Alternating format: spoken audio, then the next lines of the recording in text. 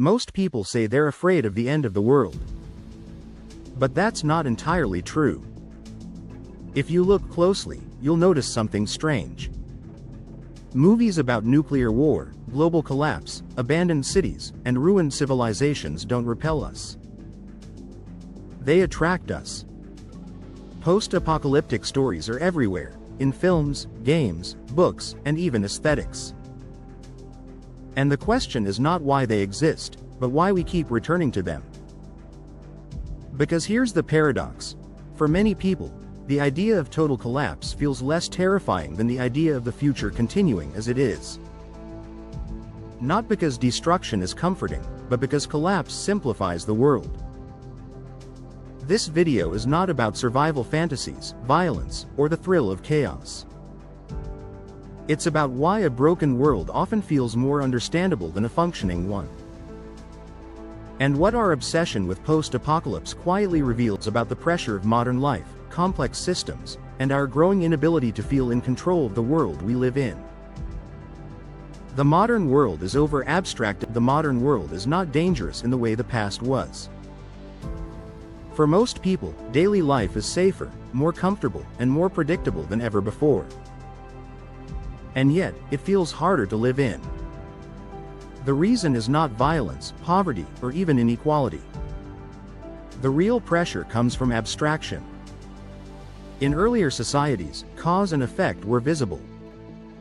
You worked the land, you hunted, you built something with your hands, and the result was tangible. Action led to consequence in a way that was easy to understand, even if life was harsh. Modern life works differently. Most of the systems that shape your existence are invisible. Your job depends on markets you will never see. Your future depends on decisions made by people you will never meet. Your daily routine is influenced by algorithms you don't understand, rules you didn't create, and standards you never agreed to. You act, but nothing clearly happens. Or something happens, but you don't know why. This breaks a fundamental psychological loop. Effort right pointing arrow feedback right pointing arrow meaning. Instead, we live inside layers of mediation. Forms, platforms, interfaces, procedures, metrics. Everything is optimized, standardized, abstracted, and therefore disconnected from human scale. You can do everything right, and still feel like nothing moves. You can fail without understanding what you did wrong. You can succeed and still feel no sense of completion. The problem is not complexity itself. Humans can handle complexity. The problem is complexity without visibility. When systems become too abstract, they stop feeling real. And when the world stops feeling real, motivation collapses with it. This is the environment where post-apocalyptic fantasies begin to make sense. Not because people want destruction, but because they want the world to become legible again. Post-apocalypse restores causality. In a post-apocalyptic world, complexity doesn't disappear. But abstraction does. What makes these worlds feel strangely comforting is not the danger, it's the return of visible cause and effect. In post-apocalypse, actions matter again in a way that is immediate and undeniable. If you make a mistake, you see the consequence. If you succeed, the result is tangible. You don't fill out forms. You don't optimize for metrics. You don't wait for approval from systems you can't see. You act, and something happens. This restores a basic psychological structure that modern life often breaks. Decision right pointing arrow, consequence right pointing arrow, learning. In collapsed worlds, reality becomes physical again. Resources are limited, but understandable. Threats are real, but visible. Progress is slow, but measurable.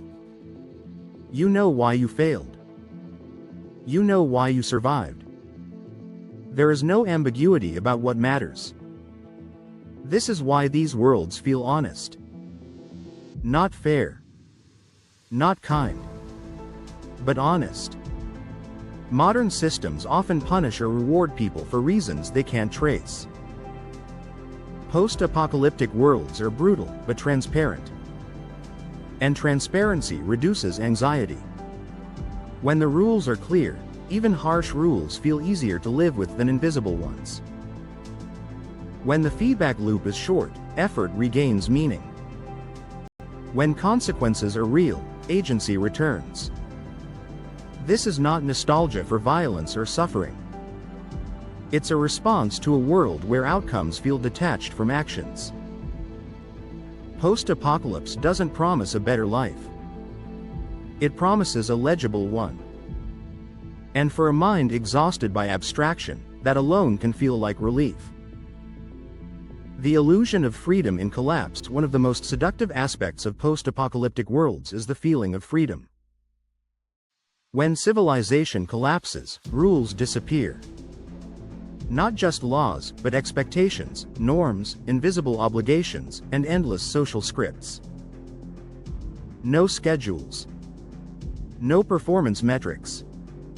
No pressure to constantly optimize yourself. At least, that's how it feels. This is why destruction is often experienced as liberation in fiction. Because it removes layers of control that were never consciously chosen in the first place. Modern life is governed less by force and more by soft constraints. Standards you didn't design. Benchmarks you didn't agree to. Paths that quietly define what counts as success or failure. You are technically free, but only within a narrow corridor of acceptable choices. Post-apocalyptic settings strip that corridor away. Suddenly, choices are raw again. You don't choose between options curated for you. You choose between survival and failure. Between risk and safety. Between movement and stagnation. This feels like freedom because it removes the burden of endless comparison. No one is ahead of you. No one is optimizing better than you. No invisible system is evaluating your worth. But this freedom is an illusion. Collapsed worlds are not free, they are constrained in a different way. The difference is that the constraints are visible and physical, not abstract and social. And visibility matters. People don't crave freedom from limits. They crave freedom from opaque limits. Post-apocalypse replaces invisible pressure with obvious necessity. And even though life becomes harder, it also becomes simpler to interpret. That trade-off, less comfort for more clarity, is what makes collapse feel strangely attractive. Not because people want chaos, but because they want to stop negotiating with systems they can't see. A world with one clear objective. Another reason post-apocalyptic worlds feel so appealing is deceptively simple. They give you one clear objective. In modern life, goals never end. You don't reach anything, you only transition from one temporary target to the next. Career growth, self-improvement, financial stability, social relevance, personal branding. Even success feels provisional. There is no final state where you are allowed to stop. This creates a constant background tension. You are always behind something. Always catching up. Always preparing for the next requirement that hasn't fully revealed itself yet. Post-apocalypse removes that ambiguity. The objective becomes brutally simple. Survive. Find food. Secure shelter. Protect what you have. Build something that lasts at least until tomorrow. There is no confusion about what matters. There is no competing hierarchy of goals. No pressure to optimize across dozens of abstract dimensions at once. A single objective reduces cognitive load. When the goal is clear, effort feels justified. When the finish line is visible, even if it's temporary, progress becomes meaningful. You may struggle, but you are not lost. This is why danger in post-apocalyptic stories often feels less exhausting than modern comfort. Because danger has a direction. In contrast, modern life offers infinite choice but no closure. You are free to pursue almost anything, but nothing ever feels complete. Post-apocalyptic worlds replace endless optimization with finite problems. And finite problems, even difficult ones, are psychologically easier to endure. It's not that people want less challenge. They want fewer simultaneous challenges competing for meaning. A world with one clear objective feels humane not because it is easy, but because it finally allows effort to converge instead of fragment. The fear of the future versus the certainty of ruin. There is a common assumption that people are drawn to post-apocalypse because they fear death. But in reality, what many people fear far more than death is uncertainty without resolution. The future, as we experience it today, is not a destination. It is an endless expansion of possibilities, risks, and expectations. Every technological advance opens new doors, and immediately creates new requirements, new standards, and new ways to fall behind. There is no moment where the future arrives and stabilizes. It keeps unfolding, fragmenting, and accelerating. This creates a unique kind of anxiety. Not the fear of a single disaster, but the pressure of permanent adaptation. You are expected to continuously update yourself, your skills, your identity, your plans, without ever reaching a state where adaptation is complete. Post-apocalypse removes that pressure. In a collapsed world, the worst has already happened. The uncertainty is gone. The horizon is shorter. The rules may be brutal, but they are stable. Nothing is about to suddenly change everything again. This is why post-apocalyptic settings can feel emotionally calmer than futuristic ones. The future is close. There are no surprises hiding behind the next technological shift. No invisible systems about to redefine what matters overnight. Paradoxically, certainty, even catastrophic certainty, can be comforting.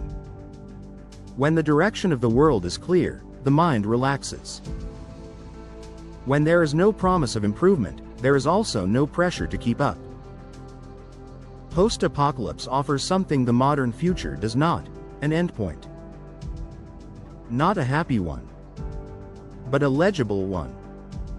And for people overwhelmed by a future that never stops arriving, the idea of a world where the future has already collapsed can feel like a release from endless anticipation. This is not a desire for collapse. It's important to be precise here. People who are drawn to post-apocalyptic worlds are not secretly wishing for the collapse of civilization. They are not hoping for disaster, suffering, or mass destruction. What they are responding to is pressure. Post-apocalypse is not a goal, it's a psychological signal. A symptom of a world that has become too complex, too abstract, and too detached from human scale. When people say they feel drawn to collapse scenarios, what they are often expressing is something much simpler. They want the world to make sense again.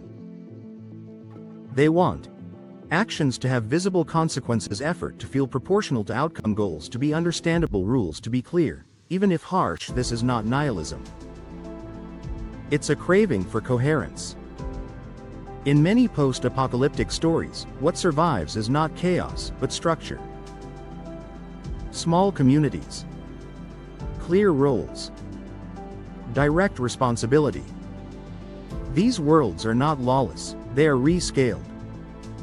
Modern life, by contrast, often operates at a scale where individual intention feels irrelevant. You follow rules you didn't choose. You participate in systems you can't influence. You adapt to standards that change faster than you can internalize them. Post-apocalypse removes those layers, not because it is better, but because it is simpler to understand. This distinction matters. People are not fantasizing about the end of humanity. They are fantasizing about the end of unreadable systems. Post-apocalypse becomes a mental shortcut, a way to imagine a world where responsibility, effort, and meaning are once again aligned. That doesn't make collapse desirable. It makes clarity desirable. And the fact that clarity so often appears only after fictional destruction says more about the pressure of our current systems than about any hidden wish for disaster. What this obsession says about it is when you step back and look at the popularity of post-apocalyptic worlds as a whole, a clear pattern emerges. The more complex, interconnected, and abstract our systems become, the stronger our attraction to simplified scenarios grows. This is not a coincidence. Post-apocalyptic stories rise in moments when people feel surrounded by forces they cannot influence, predict, or meaningfully interact with. When systems grow beyond human scale, the imagination starts searching for ways to compress reality back into something legible. Collapse becomes a narrative shortcut. Not because destruction is appealing, but because it instantly removes layers of mediation. No global supply chains.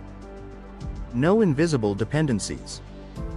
No standards that quietly redefine success overnight.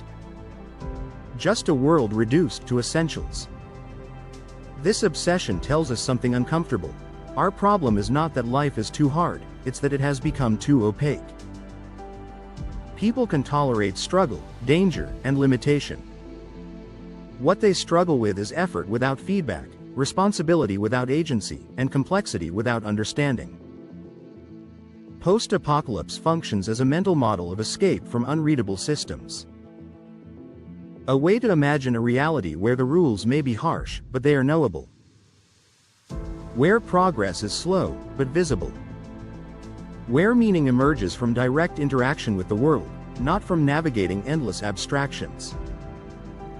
In this sense, post-apocalyptic fantasies are not about the end of civilization. They are about the limits of scale. They ask a quiet question: how complex can a world become before it stops feeling livable to the humans inside it? And the fact that so many people find relief in imagining collapse suggests that we may already be closer to that limit than we are comfortable admitting. Post-apocalyptic worlds are not the only places where people search for clarity. There is another kind of world that keeps pulling us in, worlds without predefined goals. Worlds where no one tells you what success looks like. Where progress is self-defined. Where meaning is not assigned from the outside. At first glance, this seems unrelated to post-apocalypse. But the attraction comes from a similar place. It's not about destruction. And it's not about escapism. It's about reclaiming the ability to decide what matters in a world that increasingly does that for you. Why environments without clear objectives feel so compelling, and what they reveal about our relationship with agency and control, is a conversation of its own. And it's one worth having.